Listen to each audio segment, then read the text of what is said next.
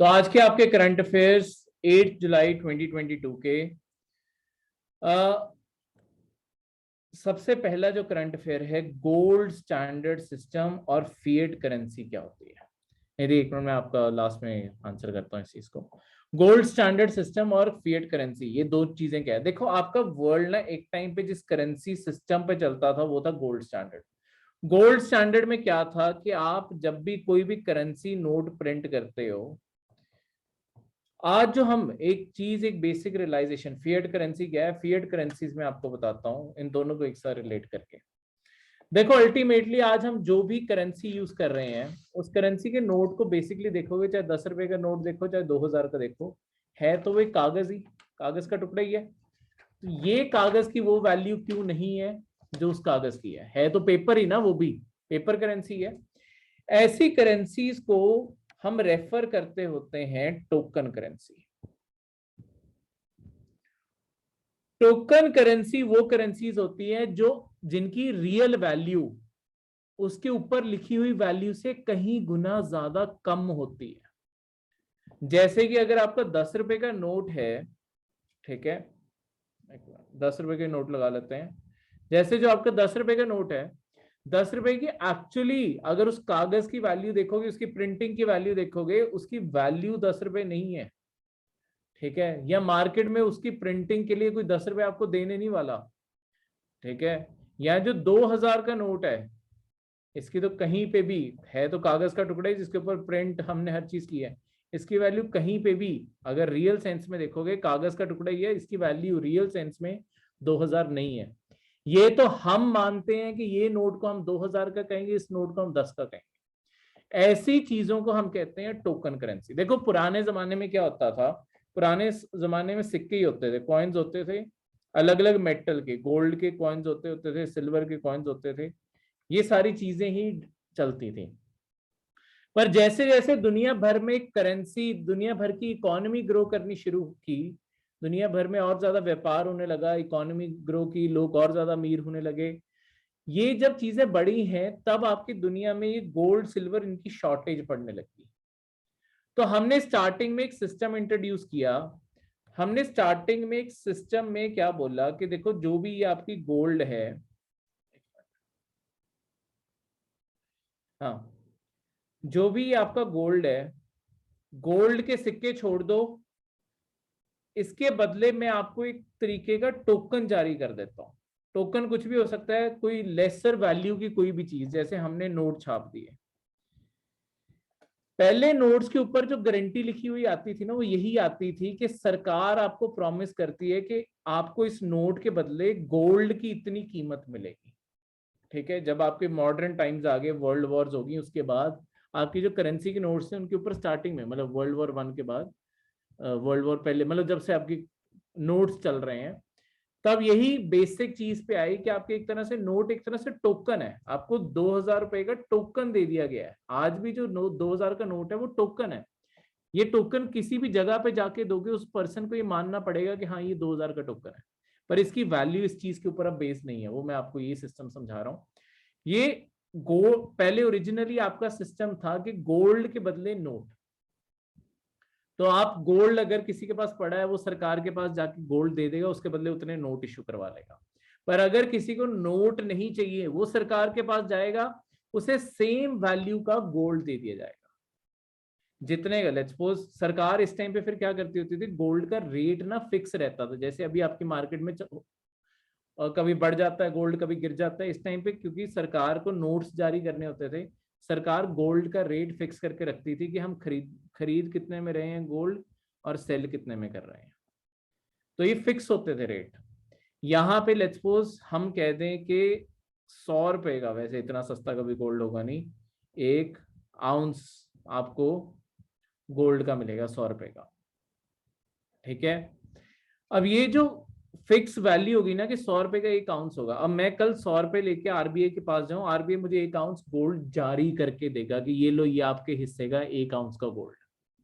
तो ये इंटरचेंजेबल थे, ये पहले एक दूसरे के साथ बदले जा सकते थे, ठीक है। इन इन दोनों में तुम किसी भी सिस्टम में चेंज कर सकते थे। पर जैसे जैसे वर्ल्ड वॉर्स हुई उसके बाद, मतलब जब वर्ल्ड वॉर्स खत्म हुई है उसके बाद जैसे जैसे इकोनॉमीज ग्रो की है ना, ये सिस्टम का फ्लॉस क्लियरली दिखने लग गया। वर्ल्ड वॉर 2 के बाद ब्रेटन वुड्स, आपके वर्ल्ड बैंक और आईएमएफ, इन सारी ऑर्गेनाइजेशंस ने भी यही अडॉप्ट किया था। अमेरिका दुनिया की सबसे बड़ी इकोनॉमी बन चुकी थी, अमेरिका ने अपना डॉलर भी इसी तरीके से पोजीशन किया हुआ था कि गोल्ड के अगेंस्ट डॉलर। पर लॉन्ग टर्म में जैसे जैसे पूरी दुनिया में ग्लोबलाइजेशन और पूरी दुनिया की इकोनॉमीज और ज्यादा बढ़ी, अब हुआ क्या, गोल्ड की शॉर्टेज ही पड़ गई। देखो होता क्या था इससे पहले, अगर आपको नोट प्रिंट करने हैं ना, देखो कहां से कहां सिस्टम आया। पहले सिस्टम था कि दुनिया भर के लोग सिक्के चलाते थे गोल्ड और सिल्वर के। गोल्ड और सिल्वर की शॉर्टेज पड़ी तो हमने क्या किया, इन्हें हम रिजर्व में रख देते थे कि किसी को ये चाहिए होंगे तो ले जाए, उसके बदले पर आप टोकन रख लो कि आपका सोना पड़ा हुआ है, आप टोकन रख लो। पर अगर तुमने किसी को टोकन जारी करना है, यानी कि नोट प्रिंट करने हैं, उससे पहले तुम्हें रिजर्व में और ज्यादा गोल्ड रखना पड़ेगा। अब जैसे जैसे दुनिया भर में सैलरीज बढ़ने लगी, इकोनॉमी बढ़ने लगी, प्रिंट और ज्यादा करने पड़े नोट, और ज्यादा लोगों को पैसे देने थे। अब जब नोट और प्रिंट करने हैं, रिजर्व भी उतना बड़ा रखना पड़ेगा, क्योंकि हर नोट के बदले सोना रखना पड़ेगा, तो रिजर्व आपका उतना ही बड़ा होता जाएगा। एक टाइम पे, एक तो इस इतने रिजर्व को संभाल के रखने की कीमत ही कितनी ज्यादा, सिक्योरिटी कितनी ज्यादा चाहिए, चोरी हो जाए, ठीक है, उसकी मेंटेनेंस करना वो अपने आप में सिरदर्दी है। उसके अलावा इतना सोना लेके कहां से आए, जितनी बड़ी दुनिया की इकोनॉमी बनती जा रही है, इतना तो दुनिया में सोना ही नहीं है। तो आपकी अमेरिका ने क्या डिसाइड किया, पहले यूके ने डिसाइड किया था, फिर आपके अमेरिका ने भी उसे फॉलो अप किया। हमने क्या किया, हमने ये इस सिस्टम को देखो, जो ये करेंसी के बदले गोल्ड होता था, इसे कहते थे गोल्ड स्टैंडर्ड सिस्टम। पहले दुनिया इसी पे चलती थी। पर ये सिस्टम में जब जैसे जैसे रिजर्व्स की कीमत बढ़ने लगी, हमने इस सिस्टम को कैंसिल किया और हम कंसेप्ट लेके आए हैं फिएट करेंसी का।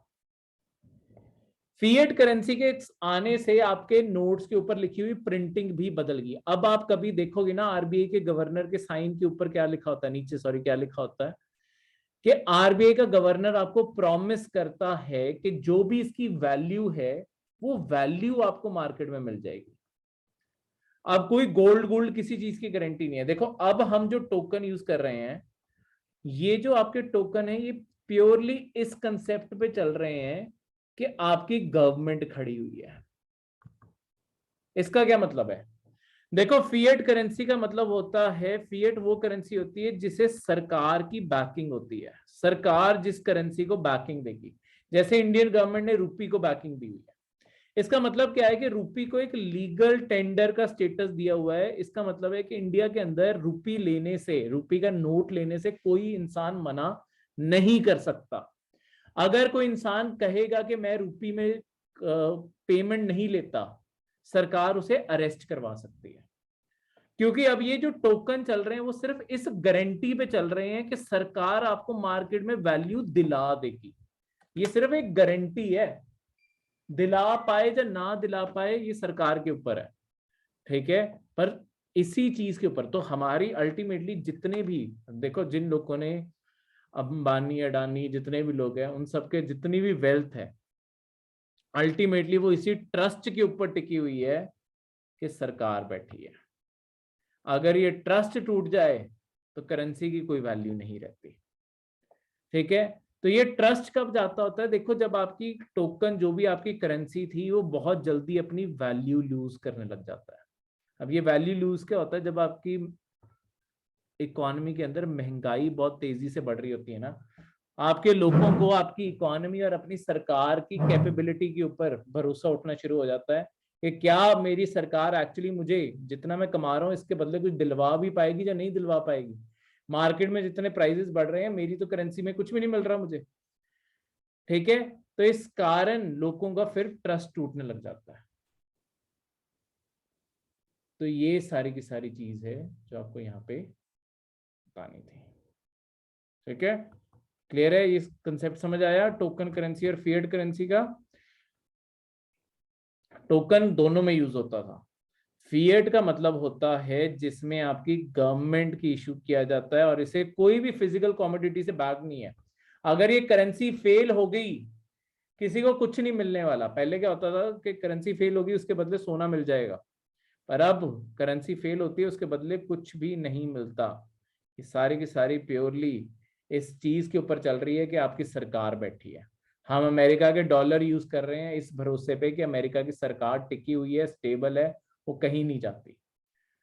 ठीक है, और वो गारंटी देते हैं कि पूरी दुनिया में डॉलर मानना जाएगा, डॉलर के बदले जो वैल्यू मिलनी चाहिए मिलेगी। ठीक है, तो इसके बदले पूरी दुनिया में डॉलर चल रहा है, इंडिया के अंदर रुपी इसलिए इस भरोसे चल रहा है। ठीक है, ऐसी करेंसीज को फिएट करेंसीज कहते हैं। क्लियर है, कोई भी डाउट?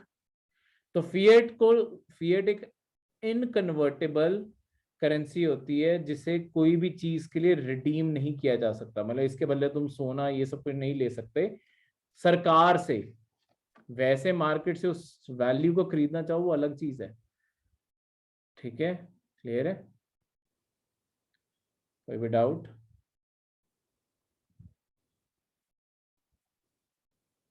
ये चीज। सेकंड करंट अफेयर है कैश रिजर्व रेशियो और स्टैट्यूटरी लिक्विडिटी रेशियो के बारे, CRR और SLR। ये दोनों चीजें क्या है?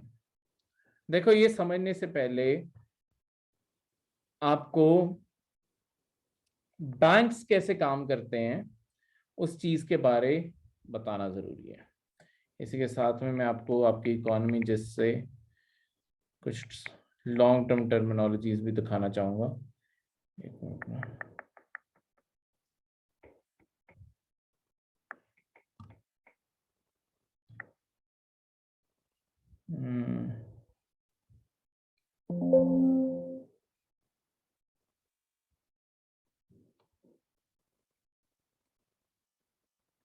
चलो कोई नहीं,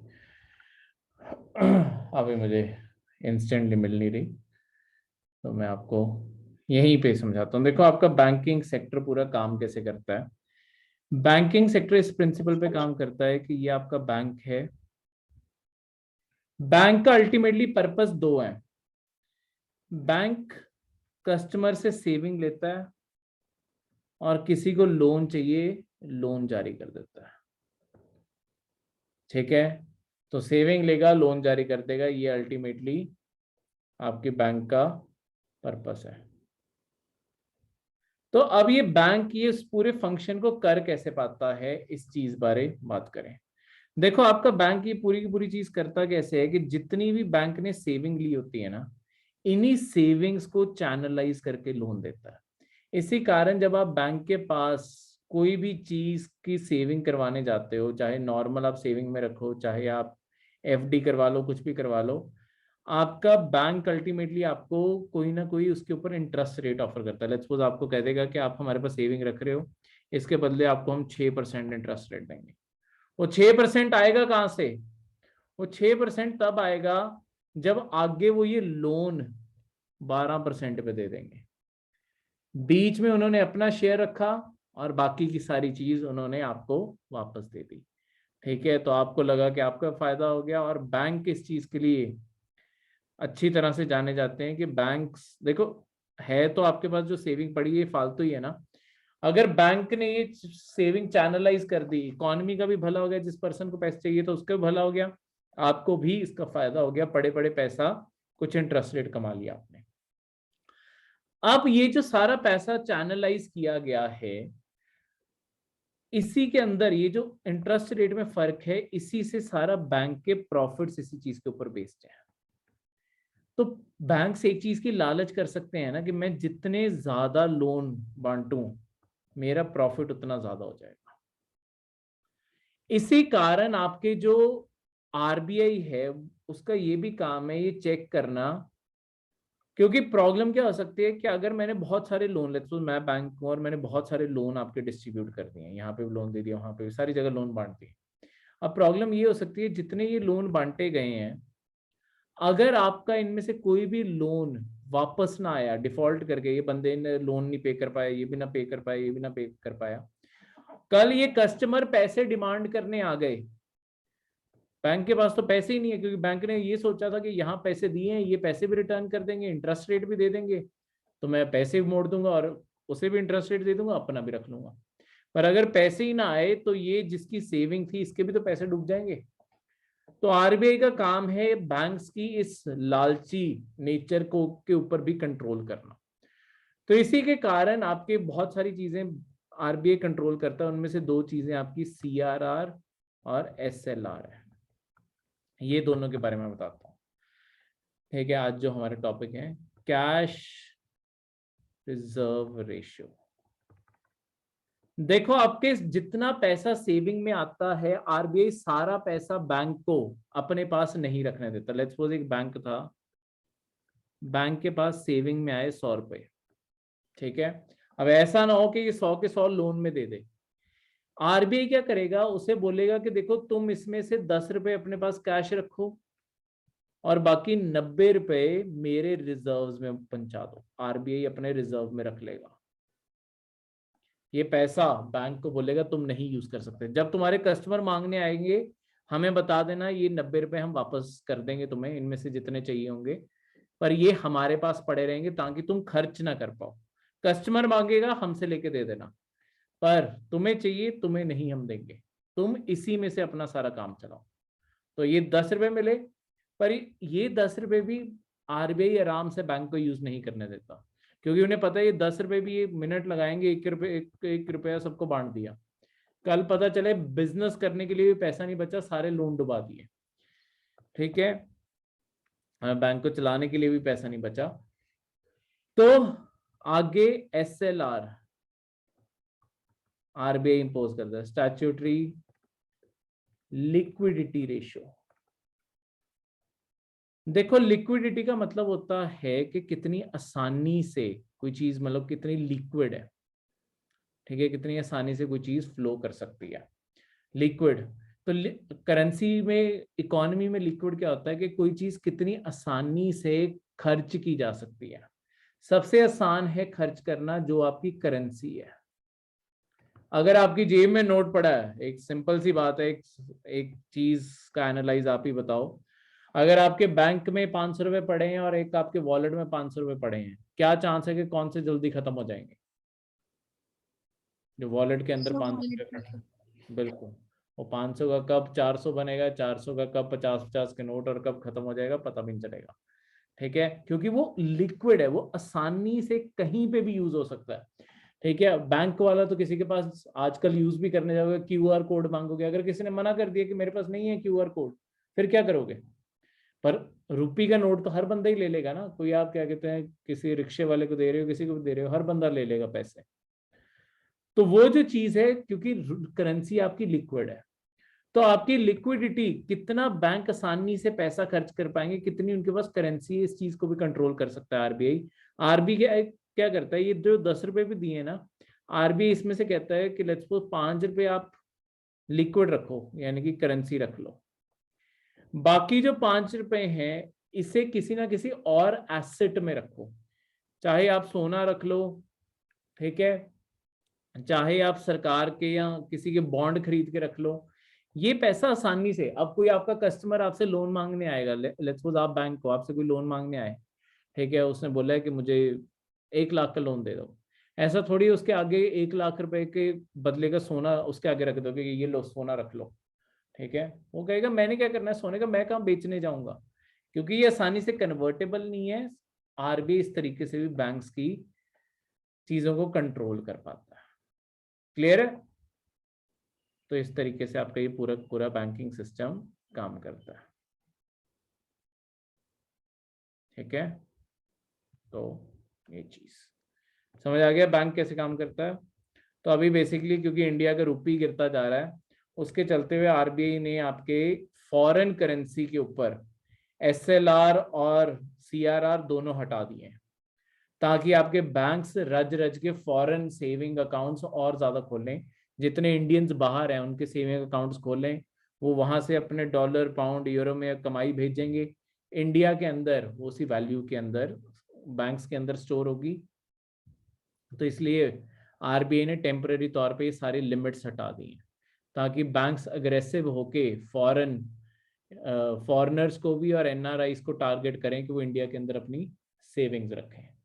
ठीक है, तो उन्हें ज़्यादा बेटर इंटरेस्ट रेट दिए जाएंगे, सब कुछ दिया जाएगा ताकि वो इंडिया के अंदर अपने सेविंग अकाउंट खोलें और इंडिया के अंदर डॉलर और ज़्यादा आना शुरू करें। ठीक है, क्लियर है। नेक्स्ट है G20 ग्रुप। इसकी अभी इंडोनेशिया में मीटिंग चल रही है और अगले साल की इंडिया ही इसका चेयरपर्सन होने वाला है। तो हमारे लिए दो चीज़ों के लिए इम्पोर्टेंट है G20। एक तो अभी मतलब करंट अफेयर में ये है कि अभी आजकल G20 इंडोनेशिया में मीटिंग चल रही है, और दूसरा आपके जैसे आपको बताया कि अगले साल इंडिया ही इसके चेयर बनने वाला है, इंडिया इसका हेड बनने वाला है। तो वो चीज़ ठीक है, जितने भी इसके मेंबर होते हैं एक एक साल के लिए हेड रहते होते हैं। तो इस तरीके से,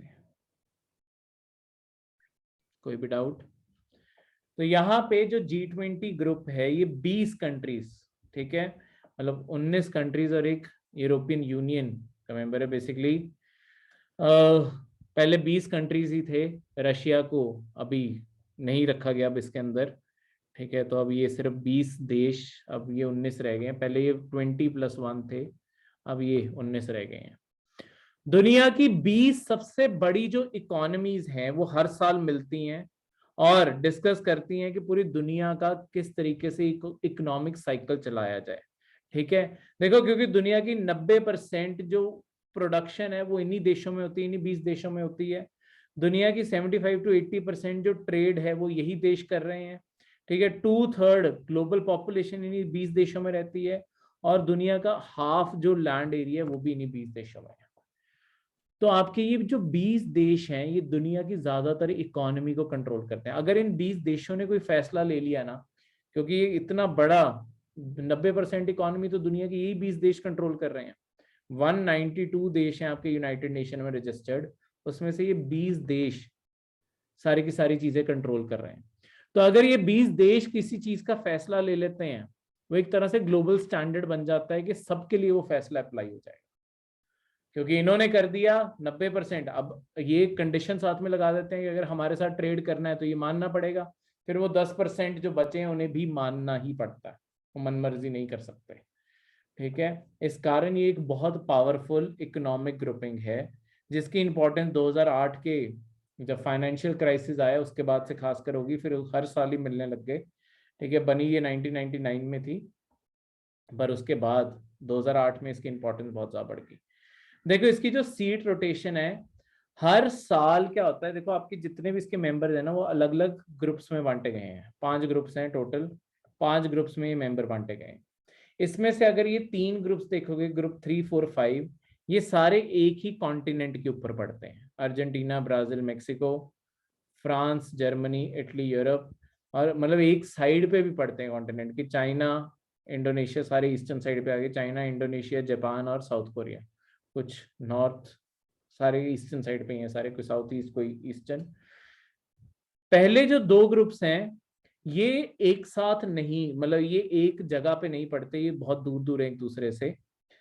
अगर इन्हें आप देखोगे, ऑस्ट्रेलिया एक साइड है, कनाडा कहीं और है, सऊदी अरेबिया कहीं है, यूनाइटेड स्टेट्स कहीं और है। वैसे इंडिया, रशिया, साउथ अफ्रीका और टर्की। ठीक है, ये दोनों ग्रुप्स रैंडम है, ये तीनों ग्रुप्स आपके कॉन्टिनेंट और रीजन वाइज हैं, जो इनका रीजन पड़ता है। अब इन कंट्रीज को देखो, इन कंट्रीज के अंदर क्या है कि देखो ये जो 5 ग्रुप्स बने हैं ना, हर साल अलग अलग ग्रुप की बारी आती है। ठीक है, हर साल अलग अलग ग्रुप की बारी आती है कि कौन हेड करेगा, कौन सा ग्रुप हेड करेगा, सिर्फ ग्रुप डिसाइड होता है। तो 2023 में जैसे ग्रुप 2 की टर्न थी कि इन देशों में से कोई एक चेयर हेड करेगा। फिर ये देश क्या करते हैं, ये देश ना आपस में डिसाइड कर लेते हैं कि हम कौन से साल में कौन चेयर संभालेगा। जैसे 2023 अगला जो साल है उसमें इंडिया को संभालनी है। ठीक है, 2025 हमने साउथ अफ्रीका को दिया हुआ है, 2013 रशिया के पास था, 2015 आपके टर्की ले चुका है। ठीक है, हमारे बाद देखो अगले ग्रुप के पास जा रही है बारी, 2024 में वो कर रहे हैं। ठीक है, 2025 में फिर से साउथ अफ्रीका बन रहा है। और ये नहीं है कि ऐसे रैंड ऑर्डर चलता है, ये ऑर्डर रैंडम हो जाता है, सेम ग्रुप नहीं दोबारा होता अगले साल। ठीक है, ये शफल होते रहते हैं। क्लियर है? तो इस तरीके से सारे देशों को कभी ना कभी टर्न मिलती रहती है हेड करने की। तो अगले साल इंडिया ने हेड करना है। ये जो टर्म होता है ये 1 दिसंबर से शुरू होता है। ठीक है। और अगले साल 30 नवंबर, तो इस साल दिसंबर से शुरू हो जाएगा, क्योंकि अगले साल हमने मीटिंग होल्ड करनी है तो पहले ही चेयर आ जाती है। तो 1 दिसंबर 2022 को इंडिया चेयर बन जाएगी G20 मीटिंग की, और 30 नवंबर तक हमारे पास ही इसकी प्रेसिडेंसी रहेगी। तब तक जो अगला पर्सन है ब्राजील, वो टेक ओवर करना शुरू कर देगा। ठीक है। अब इंडिया ने इसी कारण मीटिंग ऑर्गेनाइज करनी है। देखो इसमें एक ना बहुत ही इंपॉर्टेंट कंसेप्ट होता है, शर्पा क्या होता है। शर्पा G7 में भी होते हैं, G20 में भी होते हैं। ये सबसे इंपॉर्टेंट इकोनॉमीज के ग्रुप हैं दो, G7 और G20। इसी कारण इन दोनों के अंदर शर्पा होते हैं। शर्पा क्या होते हैं, बेसिकली आपने एक पर्सन को अपॉइंट कर देते हो अपने देश में से, जो आपके देश के कोई भी जो डीलिंग है या कोई भी चीज एडवांस में आप कोऑर्डिनेट करना जरूरी है ना 20 के 20 देशों को, तो वो एक कॉन्टैक्ट पर्सन अपॉइंट कर देते हैं कि ये पर्सन इंडिया की तरफ से कॉन्टैक्ट करेगा, कोऑर्डिनेट करेगा कि मीटिंग कैसे होगी, कहाँ होगी, क्या उसके प्रोविजंस होंगे, क्या बोलने का टाइम होगा, सब कुछ। ऐसे ही बाकी सारे देश भी एक एक शर्पा अपॉइंट करेंगे, और इंडिया का जो शर्पा है वो उनके साथ कोऑर्डिनेट करेगा कि कैसे क्या क्या हो सकता है। देखो आम टाइम पे जो शर्पा होता है ना, वो हमेशा आपके कोई ना कोई मिनिस्टर को बनाया जाता है। जैसे अभी आपके कमर्स और इंडस्ट्री मिनिस्टर पीयूष गोयल थे, अभी रिसेंट, अभी जो G20 चल रहा है यहाँ तक। पर अब ये जो शर्पा का टाइटल है, ये आपके नीति आयोग के जो पहले हेड रहे हैं, CEO रहे हैं, अमिताभ कंठ, उन्हें दिया जा रहा है। अमिताभ कंठ आपके IAS ऑफिसर रहे हैं, ठीक है। तो इन्हें आपके शर्पा की पोजीशन दी जा रही है, one of the top international position offer की जा रही है। तो ये इंडिया के बिहाफ पे अगले 1 साल के लिए कोऑर्डिनेशन करेंगे, ठीक है।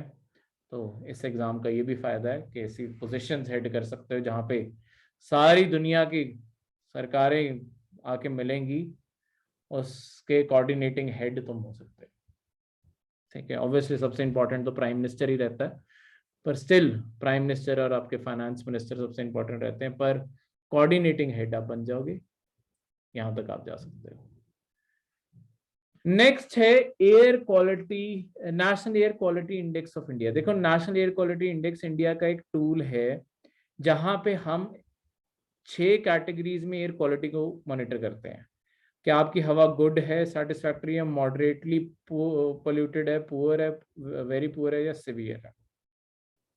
इसे फिर नंबर और कलर से भी मार्क किया जाता है, जैसे ग्रीन से लेके बिल्कुल ही मैरून कलर का हो जाता है, ताकि कोई भी पर्सन रंग देख के या नंबर पढ़ के भी बता सके कि अच्छा आज पोल्यूशन इतना ज्यादा है। तो ये पोल्यूशन मेजर कैसे करता है, इसके लिए आपकी टोटल 8 पॉल्यूटेंट गैसेस को मॉनिटर किया जाता है। इन पॉल्यूटेंट गैसेस की आपकी हवा में कितनी प्रेजेंस है उसके मुताबिक। तो ये हम एनवायरनमेंट के अंदर और डिटेल में पढ़ते हैं कि कितने घंटे बाद इन्हें मॉनिटर किया जाना चाहिए। किसी को पता हो 12 घंटे बाद किन्हें मॉनिटर किया जाता है तो बता सकता है।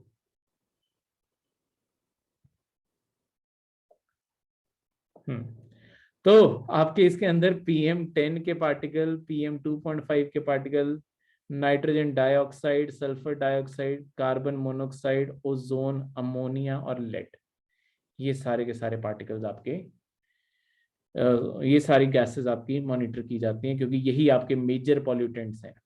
तो ये जिस मात्रा में प्रेजेंट होते हैं उसके मुताबिक आपकी गैसेस डिसाइड की जाती हैं। क्लियर है। नेक्स्ट है होलसेल प्राइस इंडेक्स। देखो होलसेल प्राइस इंडेक्स आपके इंडिया ना 2 टाइप के इंडेक्सेस पब्लिश करता है, एक है होलसेल प्राइस इंडेक्स और दूसरा है कंज्यूमर प्राइस इंडेक्स। देखो होलसेल का मतलब है फैक्ट्री लेवल, जहां पे मैन्युफैक्चर हो रही हैं चीजें, बन रही हैं, उस लेवल पे आपके प्राइसेस को देख के इन्फ्लेशन मॉनिटर की जाती है, महंगाई कितनी हो रही है। कंज्यूमर प्राइस इंडेक्स आपकी मार्केट के अंदर जहां लोग खरीद रहे हैं वहां पे कितनी महंगाई हो रही है, इस चीज को मॉनिटर करता है। तो दोनों साइड पे इस चीज का फर्क है कि किस साइड से आप मॉनिटरिंग कर रहे हैं। Wholesale price index factory level पे, consumer price index consumer level पे। अब इस चीज में अगला फर्क ये आता है, देखो कंज्यूमर लेवल पे आपकी सर्विसेज भी इन्वॉल्व होती हैं, क्योंकि अगर आप मार्केट में खरीदने गए हो, लेट्स सपोज कपड़ा खरीदने गए हो, एक शर्ट यहाँ पे बनी, ठीक है, कि ये शर्ट थी जो आपकी फैक्ट्री में तैयार हुई, चलो टेढ़ी मेढ़ी होगी ऊपर, ये आपकी एक शर्ट बनी है फैक्ट्री के अंदर। पर जब आप यहाँ मार्केट में खरीदने गए हो, ऐसा भी तो हो सकता है कि जो स्टोर के अंदर काम कर रहे वर्कर्स थे, जिस स्टोर से आप कपड़े खरीदने गए हो, वहां पे सैलरीज बढ़ा दी गई हैं। अगर सैलरीज बढ़ी हैं तो आपकी ऑब्वियसली कंज्यूमर को भी ज्यादा पे करना पड़ेगा, ठीक है, क्योंकि उन्होंने खर्चा अपने सिर पे थोड़ी डालना। तो इस कारण आपकी महंगाई अपने आप ही ज्यादा दिखेगी। क्लियर है? कोई भी डाउट यहां तक? इसमें किसी भी टाइप का कोई भी डाउट हो? ठीक है।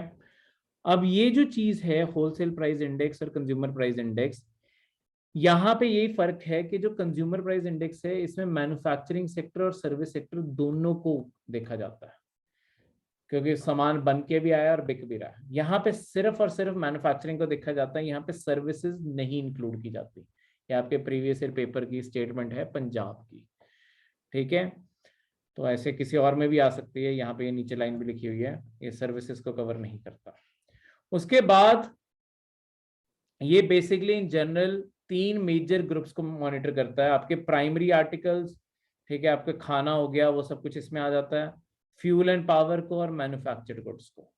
तो टोटल 697 आइटम्स हैं जो जिनके प्राइजेस चेक किए जाते हैं होलसेल प्राइस इंडेक्स में, और उसके मुताबिक डिसाइड किया जाता है कि आपकी इकोनॉमी के अंदर कितनी महंगाई हो रही है, ठीक है। क्योंकि देखो फैक्ट्री के ऊपर अगर रॉ मटेरियल महंगा होगा, लेबर महंगी होगी, तो अपने आप ही लॉन्ग टर्म में आपके कंज्यूमर प्राइस इंडेक्स भी बढ़ना चाहिए। तो इस कारण हमें पता चल जाता है कि एक्चुअली प्रॉब्लम आ कहाँ रही है, यहाँ आ रही है जो उस साइड पे आ रही है, वो दोनों चीजों को मॉनिटर करेंगे। 6 करंट अफेयर है वंदे भारत ट्रेन, या जिसे ट्रेन 18 भी कहते हैं, ये एक ही ट्रेन है। जब इसे ओरिजिनली बनाया गया था तब इसका नाम ट्रेन 18 रखा गया था, पर बाद में 2019 में इसका नाम वंदे भारत एक्सप्रेस रख दिया गया। वंदे भारत एक्सप्रेस इस टाइम आपके 2 रूट्स पे चल रही है, एक आपके न्यू दिल्ली टू श्री माता वैष्णो देवी कतरा तक, और दूसरी न्यू दिल्ली टू वाराणसी तक। ये 2 जगह पे अभी ये ट्रेन चल रही है। ये इंडिया की semi high speed intercity train के तौर पे बनाई गई है। देखो अभी आपकी जो ट्रेन है उनकी स्पीड बहुत कम है। अगर हाई स्पीड ट्रेन्स यूज करनी पड़ती है ना हमें, आज इससे पहले हमें हाई स्पीड ट्रेन्स के लिए इंजन बाहर से मंगाने पड़ते थे। इंडिया के अंदर हाई स्पीड के ट्रेन के इंजन नहीं बनते। ये पहली बारी हम, अभी भी सेमी हाई स्पीड है, ये हाई स्पीड नहीं, ये सेमी हाई स्पीड है। Semi high speed engine India ने पहली बारी खुद बनाया। इंडिया की इंटीग्रल कोच फैक्ट्री चेन्नई, इन्होंने ये बनाया। इसकी maximum speed 180 kilometre per hour है, ठीक है, पर इसे मैक्सिमम जो इसकी स्पीड जिस पे से चलाया जाता है वो 160 किलोमीटर पर आ रही है, ठीक है। मतलब 160 किलोमीटर पर कमर्शियल पर्पस के लिए, और 130 किलोमीटर पर आवर पे से चलाया जाता है। इंडिया की फास्टेस्ट ट्रेन अभी भी गतिमान एक्सप्रेस ही है, जो 160 किलोमीटर पर आवर की स्पीड पे जाते हैं, वो भी सेमी हाई स्पीड है। इंडिया के अंदर अभी कोई भी हाई स्पीड ट्रेन नहीं है। इंडिया बुलेट ट्रेन बना रहा है जापान की मदद से, वो हमारी हाई स्पीड ट्रेन बनेगी, पर अभी के लिए कोई भी हमारी हाई स्पीड ट्रेन नहीं है, ठीक है। पर ये भी अपने आप में एक रेवोल्यूशन होगा, क्योंकि स्पीड्स ऑलमोस्ट अभी आपकी जो ट्रेन चलती हैं वो 80 से 100 किलोमीटर पर आवर की स्पीड पे चलती हैं। तो उसकी स्पीड बढ़ के अगर धीरे धीरे हम सारी स्पीड्स को 160 किलोमीटर पर आवर पे भी ले जाएं, हमारी डिस्टेंस ट्रैवल करने की जो कैपेसिटी है वो अपने आप कम हो जाएगी। हम इसे 180 किलोमीटर पर आवर तक भी लेके जा सकते हैं वंदे भारत को, पर जो हमारे ट्रैक्स है ना वो इतनी हाई स्पीड को सपोर्ट नहीं कर सकते। तो हमारे, ये बहुत बारी बोला जाता है कि जो आपकी रेलवे है ना, रेलवे को बहुत तरीके से रिफॉर्म्स की जरूरत है, काफी बड़े स्केल पे रिफॉर्म्स की जरूरत है, वो तभी आपकी इफेक्टिवली काम कर सकती है, ठीक है। तो वो आपकी नहीं है, इस कारण ये सारी चीजें। क्लियर है? तो ये थे आपके आज के करंट अफेयर। कोई भी डाउट हो